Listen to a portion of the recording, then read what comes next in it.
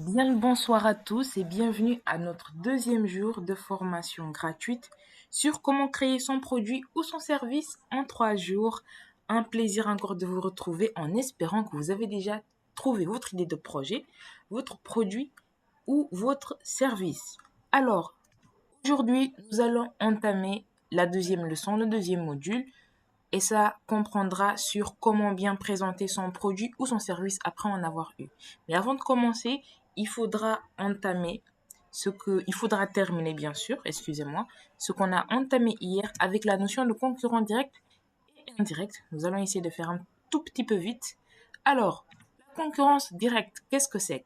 C'est une personne, une entreprise aujourd'hui qui vend le même service ou le même produit que vous, qui répond aux mêmes besoins que vous aussi vous répondez pour essayer de donner une solution au client et vous avez aussi la même cible. Le concurrent indirect, quant à lui, c'est celui qui va présenter le même produit que vous ou le service, mais que là, ça sera un produit de substitution. Il va aussi répondre aux mêmes besoins que vous êtes en train de régler et vous aurez aussi la même cible. Mais pour mieux comprendre cela, nous allons prendre un exemple. Un exemple que certainement tout le monde va s'y retrouver, excusez-moi. Alors, l'exemple que j'ai pris, c'est la fête de la Saint-Valentin. Alors, lors de cette fête aujourd'hui, il y a le fleuriste, par exemple.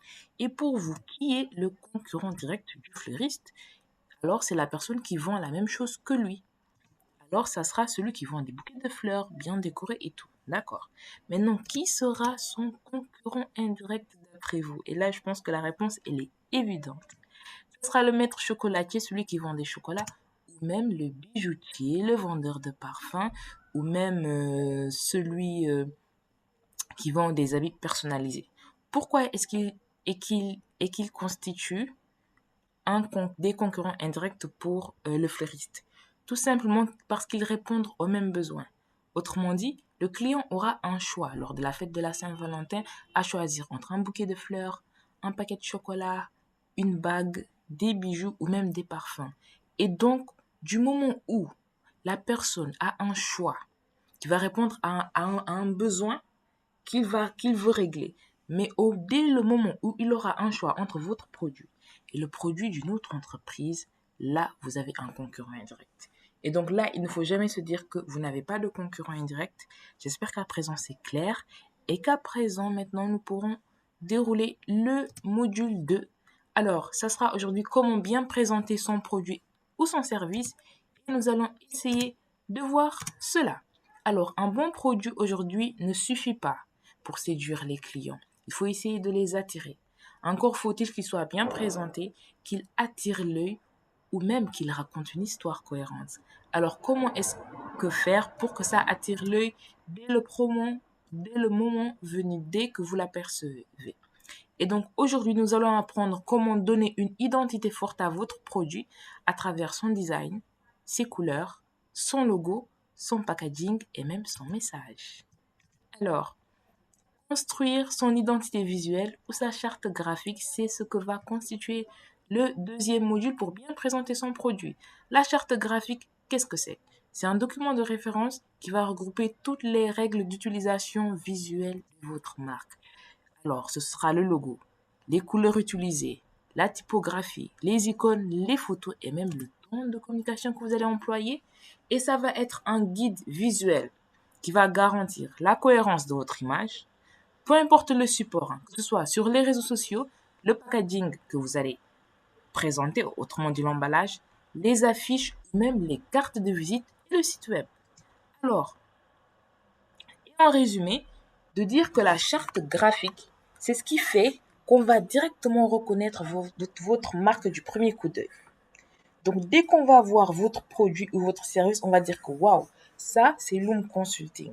Ça, c'est Merveille de la Casamance. Ça, c'est Beba. Et c'est ça que nous allons essayer de voir ensemble.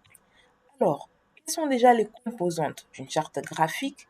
Il y a le logo, il y a les palettes de couleurs qui seront utilisées, il y a la typographie, les visuels ainsi que les photos. Alors, et nous allons bien sûr commencer par le logo. Alors, le logo, nous le savons tous, c'est le symbole principal de votre produit ou de votre marque. Il va condenser en une image tout ce que vous voulez transmettre, vos valeurs, votre personnalité surtout et votre promesse envers le client. Un beau logo n'est pas seulement joli, il doit être stratégique, mémorable s'il vous plaît et surtout cohérent avec votre produit.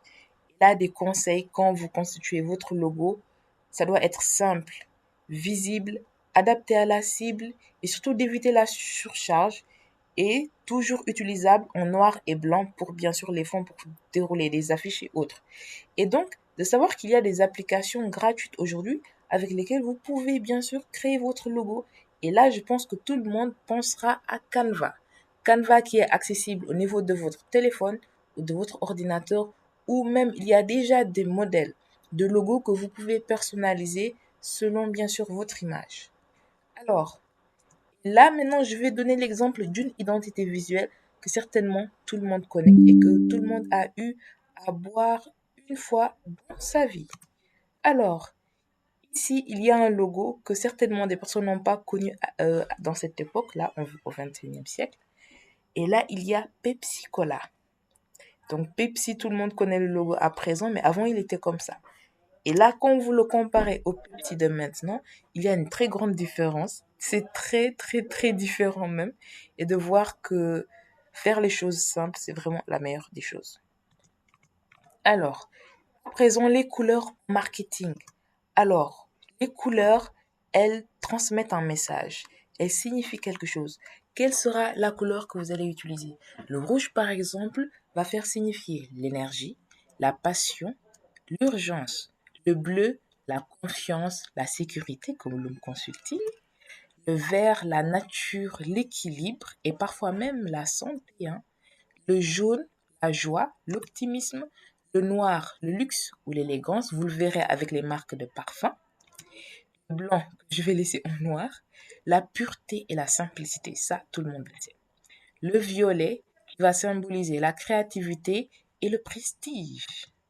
L'orange, la convivialité, le dynamisme. Alors vous, quelle couleur est-ce que vous allez utiliser? Alors il y a aussi d'autres couleurs, mais ça ce sont vraiment les couleurs principales. Et pour conseil de ne pas dépasser 3 couleurs dans son logo. Sinon ça va faire trop surchargé et la personne elle va juste regarder et commencer à avoir mal aux yeux. Donc mettez-vous à la personne qui va regarder votre logo, à la personne qui va regarder votre marque, la personne inconnue qui sera là en train de remarquer votre produit. Est-ce que vous, qui êtes le client, est-ce que vous l'achèterez? Essayez de vous comporter de cette façon. Donc là, il y a ce qu'on appelle le cercle chromatique. Donc ceux qui sont bien sûr dans le marketing le connaissent et même dans le dessin aussi. Alors ce sont ces couleurs, ce schéma chromatique là qui va vraiment vous aider à choisir la couleur parfaite. Et bien sûr selon votre personnalité. Alors il y a ce qu'on appelle les couleurs primaires qui sont le jaune, le bleu et le rouge et les couleurs complémentaires. Donc aujourd'hui pour avoir l'orange, il faut mélanger du jaune et du rouge. Pour avoir du vert, il faut mélanger du bleu et du jaune. Ceux qui sont spécialisés dans le dessin ou de la peinture le savent. Et donc, c'est comme ça qu'il faudra essayer de jouer avec le schéma chromatique qui, dans vos recherches, vous pourrez voir bien sûr que c'est beaucoup plus explicite. Et aussi, n'hésitez pas à me contacter en privé pour ceux qui veulent mieux connaître ce cercle chromatique et comment l'utiliser. Alors, après les couleurs en marketing, il y a la typographie. Alors, la typographie, qu'est-ce que c'est? Ça va représenter le style et la forme des lettres que vous utilisez dans votre logo, vos affiches ou vos publications. C'est la manière dont votre produit aujourd'hui parle visuellement au public. Donc, comme conseil encore, il ne faut pas utiliser plus de 2 polices différentes. Alors, ça sera la police à utiliser. La police doit, on va dire, représenter la personnalité, votre marque, et ne doit pas être, on va dire, trop difficile à lire, mais doit en tout cas représenter vraiment le message que vous voulez faire passer. Et alors, de dire que la charte graphique, en la respectant aujourd'hui, vous allez renforcer votre marque avec la personnalité visuelle, donc elle devient unique et identifiable surtout. La cohérence, sa cohérence de communication, même code partout et la confiance du public. Oui, une image professionnelle et soignée. Alors aujourd'hui, si vous voyez les polos avec la marque Lacoste, tout le monde dit j'ai porté un Lacoste, mais on appelle ça polo. Et on voit qu'avec Lacoste, leur habit les polos pour hommes, on voit bien qu'il y a un crocodile qu'on a mis juste au niveau de la poitrine. Donc, c'est professionnel, ce n'est pas surchargé et c'est simple. Donc, essayez de faire la même chose. Donc, pour résumer, on va dire que la charte graphique, elle comporte le logo, elle comporte les couleurs, elle comporte les typographies et elle comporte les visuels. Autrement dit, comment est-ce que vous allez prendre votre photo?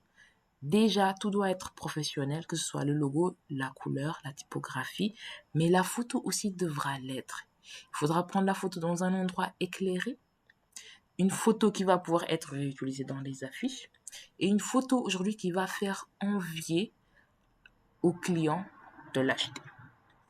Donc j'espère que la notion sur la charte graphique est claire et que vous pourrez vous aussi mettre en place votre logo et que vous pourriez aussi, Inch'Allah, m'envoyer votre propre logo que vous avez créé. Alors, comment créer son produit en 3 jours s'arrête aujourd'hui ici pour sa deuxième partie et nous nous donnerons rendez-vous demain, Inch'Allah, pour le troisième jour, le dernier jour et de voir comment est-ce que vous avez créé votre produit en 3 jours.